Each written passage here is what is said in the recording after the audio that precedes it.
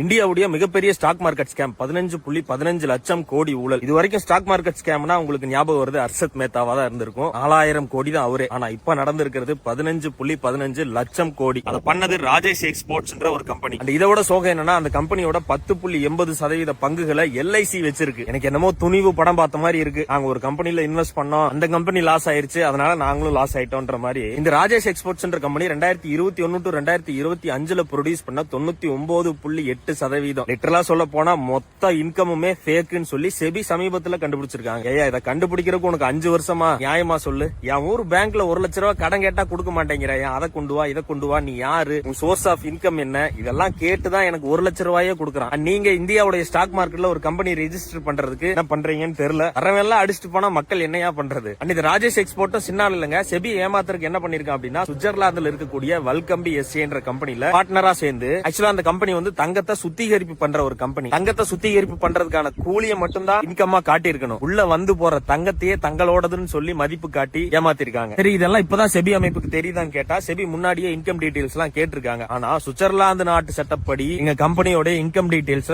யார்ட்டையும் ஷேர் பண்ணக்கூடாதுன்னு சொல்லி தரமாட்டேன்னு சொல்லி இருக்காங்க. அப்போ இந்தியாவுடைய ஸ்டாக் மார்க்கெட்ல தன்னோட இன்கம் ஃபேக் பண்றவன நீங்க ஏன் ரன் பண்ண விடுறீங்க? இந்த மாதிரி ஏகப்பட்ட கொஸ்டின்